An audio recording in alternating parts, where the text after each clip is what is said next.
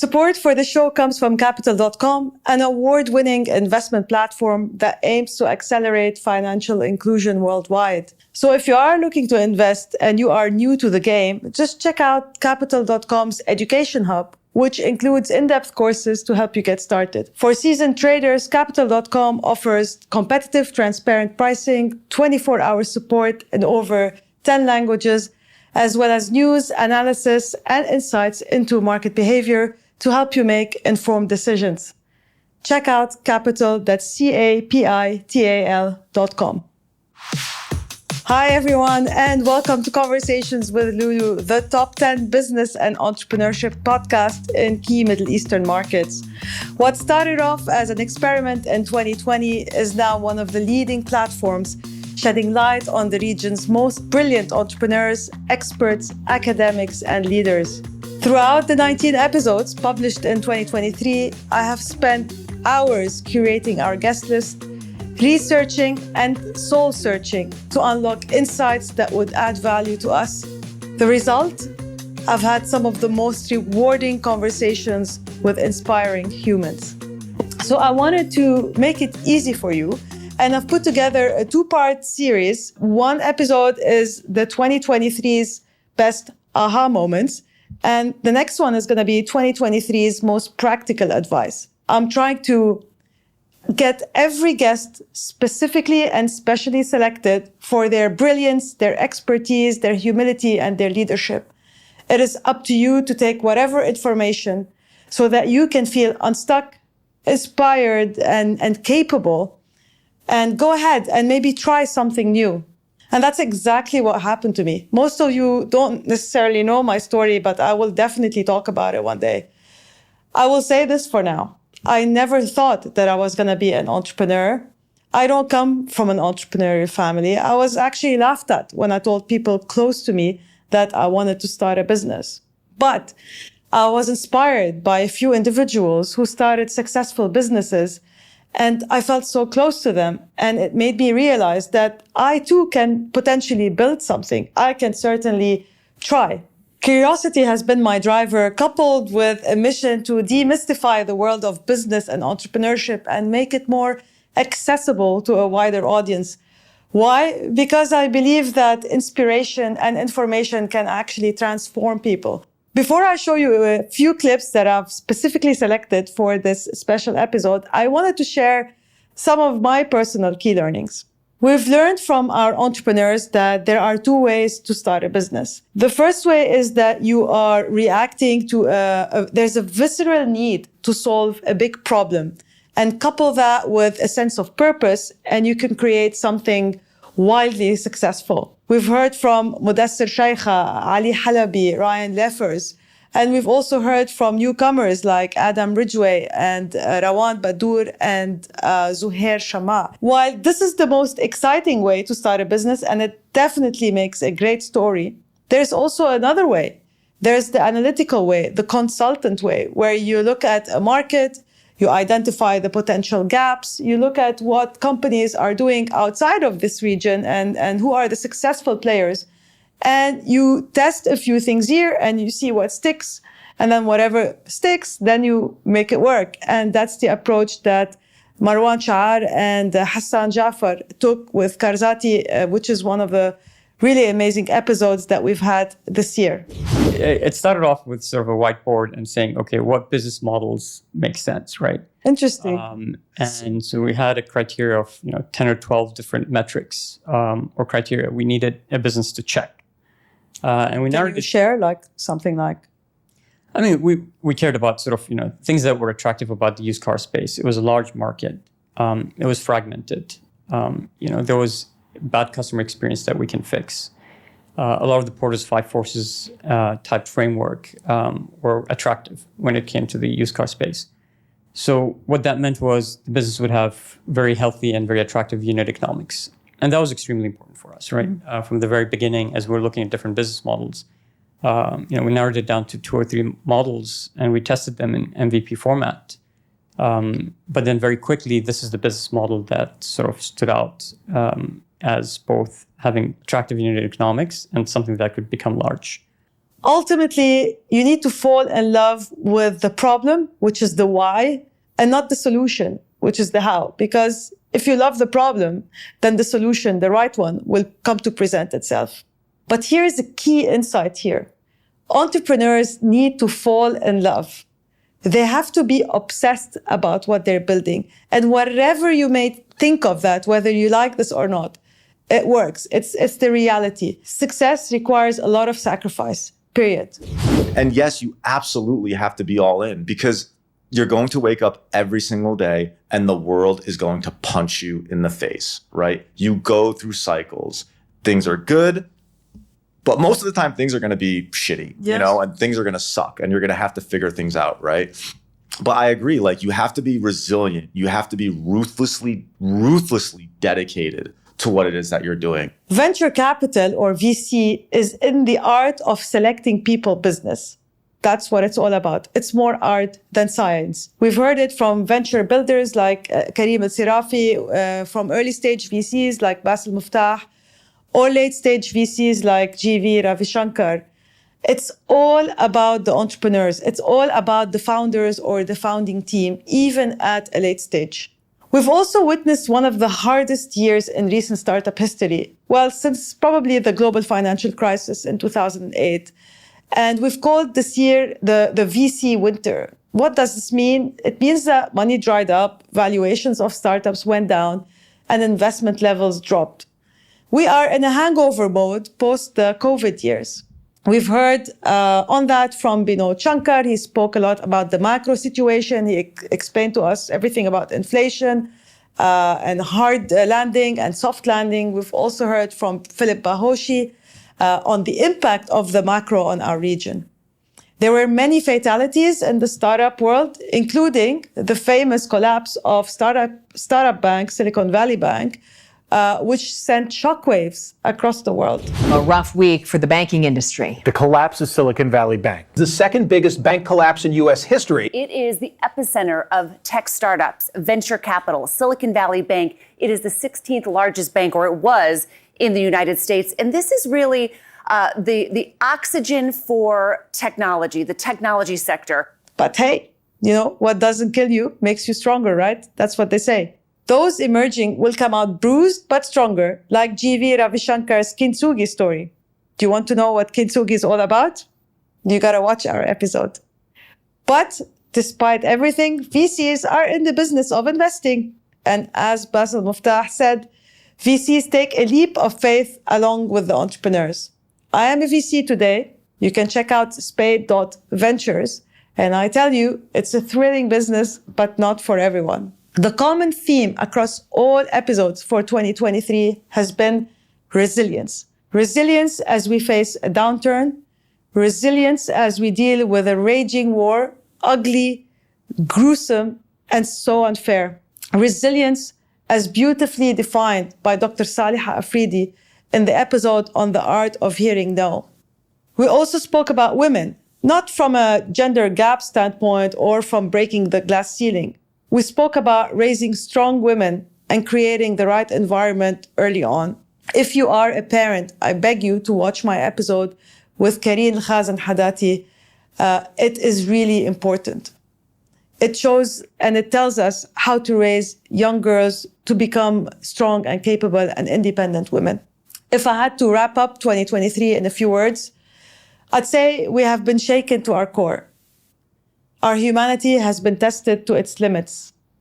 And I extend a deep appreciation to those who show up every day and carry on. So here's my selection of 2023's aha moments. My first question to ex-White House correspondent and media trainer Bill Connor was, what makes someone memorable? The courage to be different and to take some creative chances with messaging. So often you'll see people in the corporate world, people in the government world talking in government speak, business speak. They use acronyms. They sort of talk around the topic. They don't know how to be a storyteller, for example.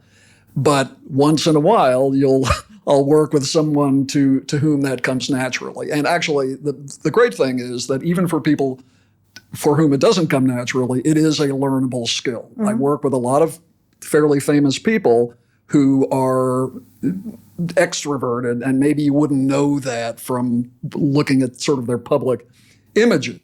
And here is executive coach, entrepreneur, and financial expert Binod Shankar on knowing yourself. That's one important part. What got you here won't get you there, which is what the technical skills, the CA, CPA, CFA, MBA, engineering, whatever you had, will get you to a certain level in life. But beyond that, it's very behavioral. How do you manage yourself? How do you manage other people? How do you transition? How do you become self-aware? And you're your own best friend and your own worst enemy, to be honest, at the end of the day. There's no point waiting for help from outside, from your boss or colleagues or wife or husband or friends. You just have to be very grounded, look inside, whether it's investing or finance or careers or leadership. You just have to know yourself and it's very difficult for a lot of people to know themselves because it's very uncomfortable. They don't want to know. Exactly. Who is this person? That's not me. What am I going to see if I open the box? Yeah. But that's a must do because that's the foundation How for do you everything open the else. box? Experience, introspection, lots of reading. You do it on your own or with help? With help. Top clinical psychologist and eating disorders expert Karine El-Khazin Hadati discusses something that women should do. For women who are, maybe struggling in this, midlife crisis kind of thing, you don't have to have it all figured out at 40 or at 50. You still have time. We are a work in progress, and you are going to evolve. And what you wanted at 20 and you're not happy with at 40 is completely normal. We're all always working on ourselves, and be compassionate with yourself. Whatever you've made as a choice when you were 20 was the choice you had to make probably then. And going back and regretting is not going to help you because you cannot change the past. What you can change is now and the future. So this is where your energy should be thinking and reflecting on your life now and where you would like it to move and how you would like it to move forward and what you are going to do today to get it to move in that direction rather than being depressed because of the past. Listen to Dr. Saliha Afridi, clinical psychologist and founder of Lighthouse Arabia, discuss the meaning of resilience. Resilience is not that you don't fall apart. Resilience is that you get back up. Resilience comes from the Latin word resilio, which means to bounce back. So a lot of that has to do with your personality, but your soul's code, as well as, having one supportive person in your life. We can't discount how that can make people resilient. The research shows that even one person on your team, just your side, that says, I've got you and I'm with you. It could be a teacher, it could be a coach. It doesn't even have to be a mother or father. It could be just one person that says, I believe in you. And that can help people say, well, I'm going to do this. Speaking of resilience, here's a collection of aha moments that demonstrate what resilience means in practice. Here's Ali Halabi, founder and CEO of Vault Lines, on why entrepreneurs need to keep going. It's super intense. I mean, that's what nobody talks about. Like, what most people talk about entrepreneurship is, like how, it's all the fun stuff or the spotlight or whatever, but there's a lot of crying. There's a lot of, I'm losing my mind. There's a lot of, the basic thing is that you have to keep going and you have to have a much higher purpose that, that drives you. And here's Ali again talking about his inspiration to launch Vault Lines after having to shut down his previous startup, Vault. I would argue that I owe Vault Lines' birth to two people. One of them is Walid. And the second person was the founder of Waze. So I was speaking with Walid Mansour from MVP, and at one point he's like, "There's no product market fit, man. Like, find something else."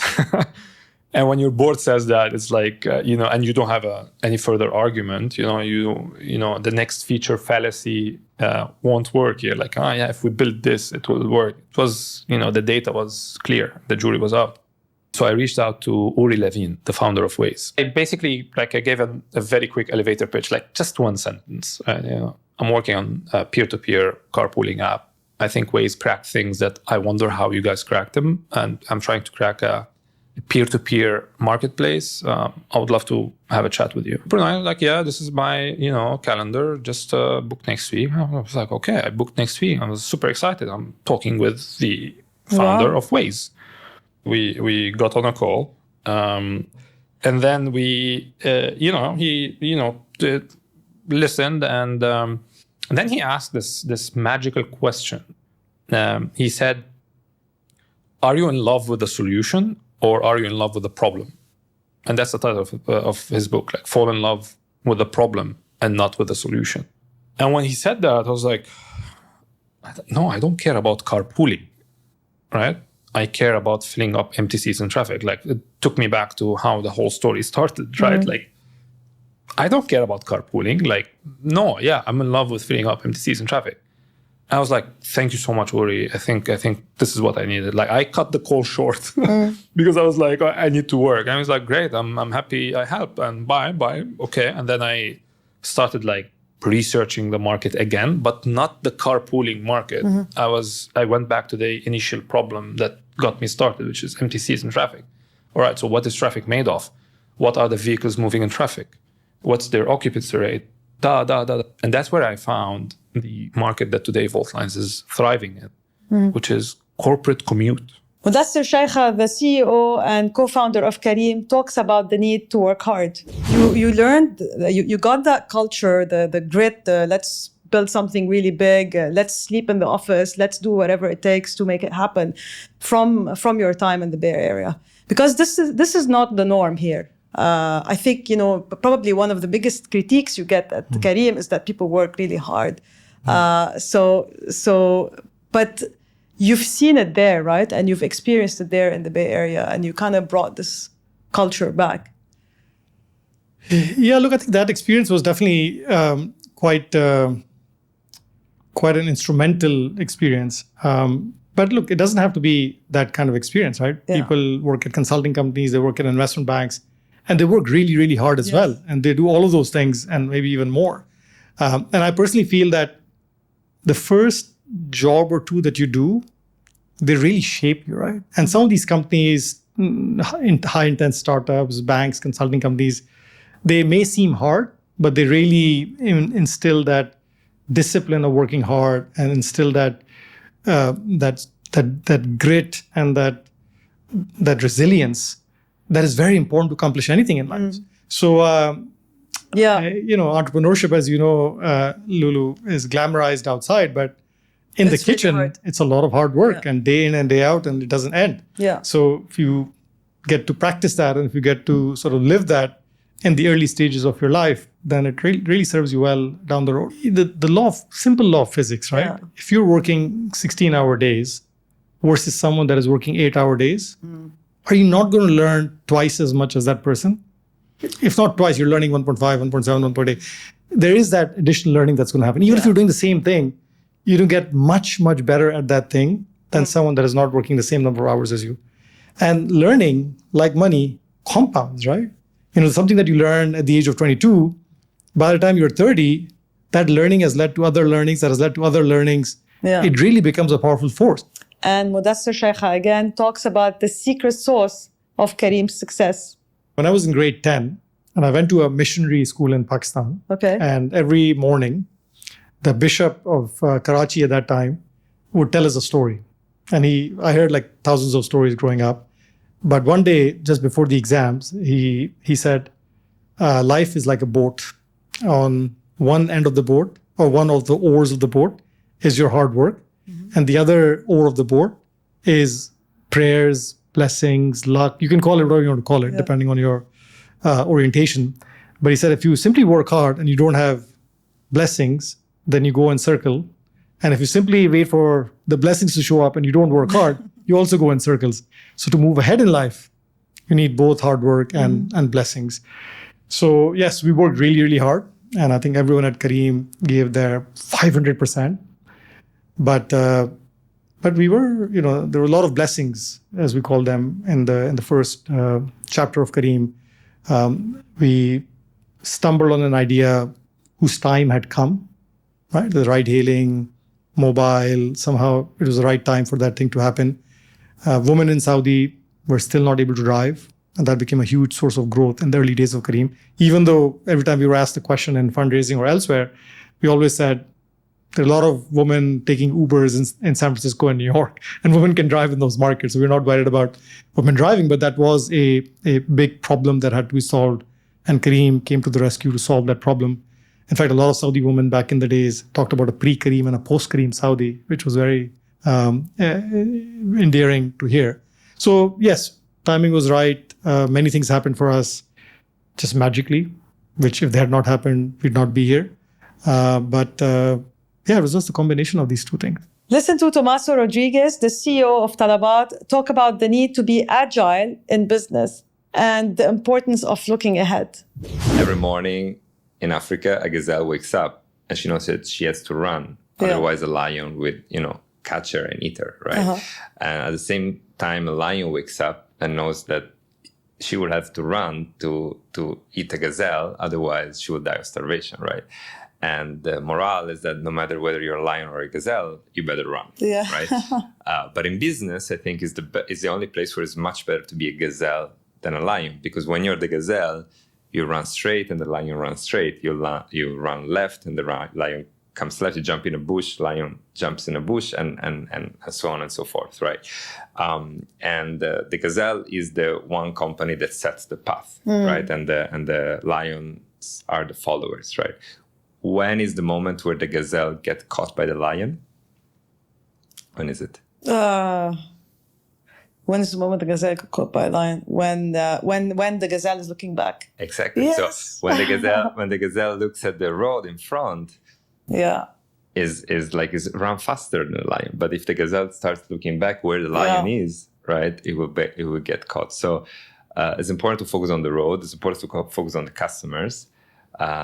And on what we want to build and not what the lion is doing.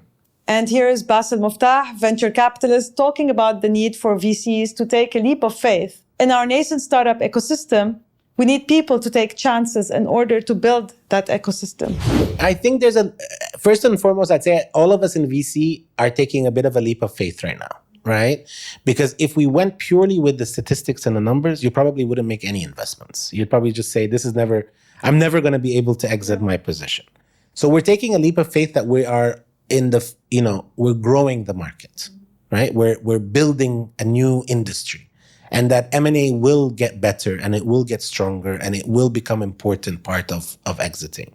Now we move to this year's biggest business story, inflation and high interest rates, which led to the VC winter. Here is Philip Bahoshi, founder and CEO of Magnet, the region's leading startup data platform, talking about what caused that VC winter. David Sachs from the All In podcast, Craft Ventures, eloquently has repeated multiple times in the last couple of months that there is the venture crowding out effect. And it's something that I genuinely believe in, that if interest rates, which are now at 5.5% in the US and likely to continue to go up to year end, are at that rate, if you are an angel investor, if you are an institutional investor, which are the majority of LPs, whether you're the Harvard endowment fund or a pension fund, you can go to a bank and get an interest rate of 5% with zero risk. Yes. If you look at corporate or treasury bonds, you can go up to 6 or 7%. That means the opportunity cost is that much higher. Even the stock market, which has seen record levels of accelerated growth, I think as of yesterday, it was about 16 or 17% on the S&P, more than 35% in the NASDAQ, means your expectation of venture returns have to be at a minimum close to 25 or 30% annual compounded growth for it to be interesting to invest in the asset class versus putting money into a safe haven. And I think that's one of the biggest drivers, is that investors pull back, LPs are a little bit more sensitive and pull back. Everyone kind of slows down. That means valuations begin to go down. especially at late stage, far more aggressive at late stage than early stage. And as a result, Magnet, that aggregates the investment landscape, just sees that venture investment is slowing down. So when you put that into kind of the machine, it explains the logic and the slowdown that you're seeing in the environment from a macro level down into a micro level. And that is against the backdrop of interest rates are increasing to tamper inflation, higher cost of living, and the potential risks of a recession if that is to happen. Binod Shankar explains hard versus soft landing when it comes to inflation and predicts that statistically, persistent high inflation almost always leads to a recession. What do you think is going to happen in 2024? When the Federal Reserve raises interest rates, the biggest fear that the economists and people have is that it'll crash the economy. Because when you raise rates, people can't borrow, they can't lend, and basically economic activity comes to a slowdown. Okay. That is the fear. It's still a bit of a fear now. And then this will cause unemployment. Yes. Cause lots of issues. Exactly. It's a big cycle, right? And that's called a hard landing. Hard landing. Hard landing. And you can imagine someone falls hard, hard landing, right? Okay. And but is that a recession? Yes, pretty much a recession. That basically, Federal Reserve is deliberately causing a recession to cool down the economy and inflation. It sounds weird saying that, but to cure the disease, you have to kill the patient. Sometimes the cure is worse than the disease. But anyway, so that's a hard landing, right? Okay.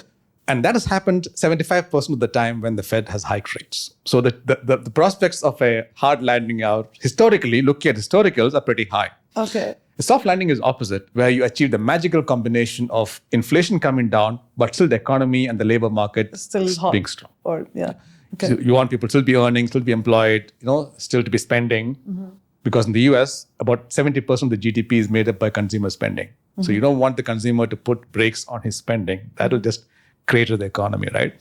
So that's a soft landing. So if we get a soft landing, and if you have this banking crisis cooling down, everything under control, no contagion, blah, blah, blah, and we have inflation under control, then I know too many ifs and buts here, but that's what we want to see, that the good times roll again, and people start investing and prices start going back up before it comes down again. But today we don't know if we're heading towards a hard landing or a soft landing. We have no idea. The markets are hopeful that the Federal Reserve will stop hiking rates as early as June this year. They're actually probably factoring that into their calculations.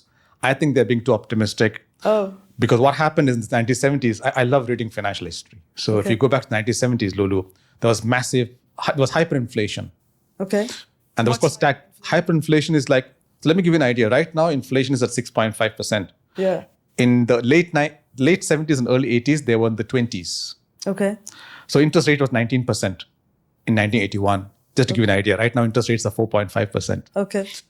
And hyperinflation meant that interest rates had to go up a lot to kill inflation. That destroyed lots of industries, companies, and jobs. The other big business story was our fascination with AI, the rise of ChatGPT and Sam Altman, Elon Musk's Grok, and Meta's Llama, and the ongoing debate on regulating AI. I was very much interested in the impact of AI on the workplace.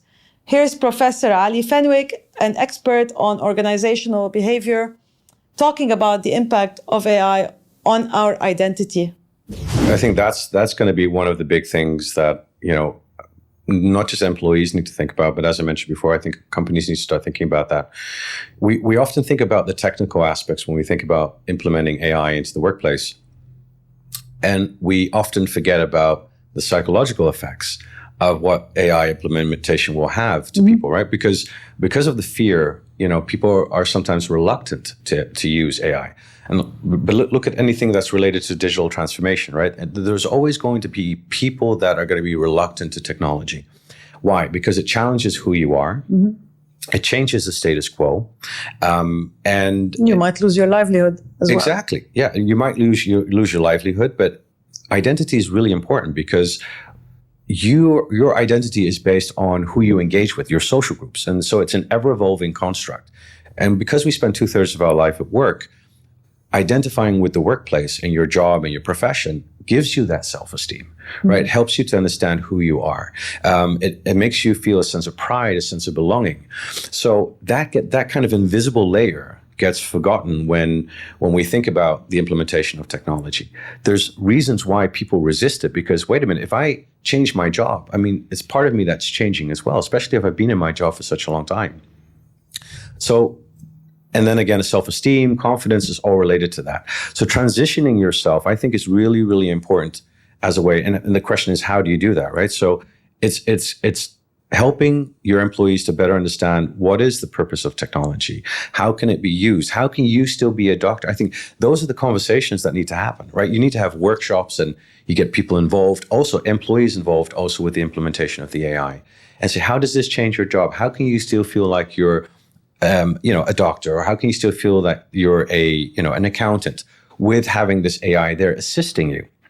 What are some of the tasks that you find very mundane and you'd like to have, be automated? But what are some of the tasks that you would like to still take control of? And I think any transition of technology has to go through that overall acceptance, understanding, assimilation with the technology, so that over time you can now see the technology as part of you, especially for those people that already have a long-standing profession. I think for those who are entering into the workplace, they're now going to be exposed to the technology and they're going to start learning how to work from it. So for those people entering the workplace, it's going to be much more easier than for those who've already been in the workplace for 10, 20, 30, or 40 years even.